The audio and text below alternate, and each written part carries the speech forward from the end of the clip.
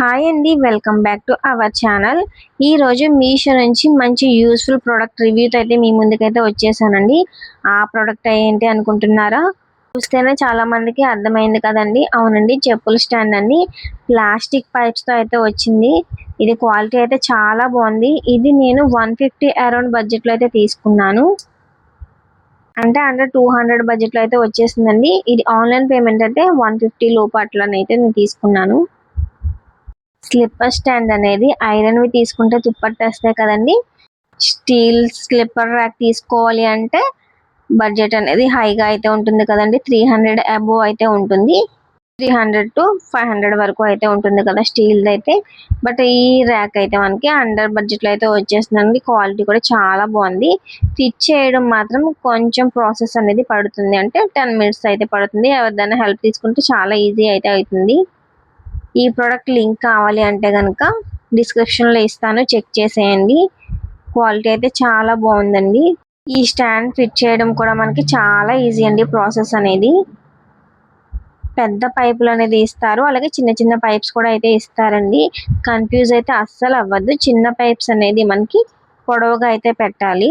ఇట్లా కొంచెం మనకి పెద్ద సైజు పైప్స్ అనేవి ఇచ్చారు కాబట్టి అవి మనకి నార్మల్ అడ్డంగా అయితే పెట్టుకోవాలండి. ఇలా ఒక స్టెప్ బై స్టెప్ అనేది మనం చాలా ఈజీగా అయితే పెట్టేసుకోవచ్చు. ఒక స్టెప్ అనేది మనం పెట్టేసుకున్న తర్వాత ఇలా చిన్న పైప్స్ అనేది పెట్టుకున్నాం కదా, దానికి సెకండ్ లేయర్ కింద ఇలా చిన్న పైప్స్ కి బ్లాక్ అయితే ఇస్తారండి, హుక్స్ టైపు. దాన్ని మనం ఫిట్ చేసుకొని మరలా ఒక 4 అడ్డంగా అయితే ఈ స్టిక్స్ అనేది పెట్టేసుకోవాలి.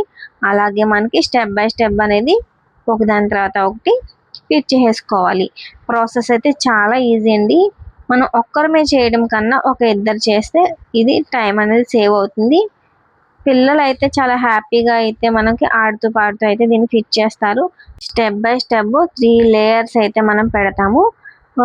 థర్డ్ లేయర్ పైన కూడా ఒక లేయర్ అనేది వస్తుంది. మొత్తం 4 కంపార్ట్మెంట్స్ అయితే మనకు వస్తాయండి. ఒక్కొక్క ర్యాక్ కి ఒక 3 జతల చెప్పులు అనేది పెట్టుకోవచ్చు. షూ కూడా అనేది పెట్టుకోవచ్చు అండి.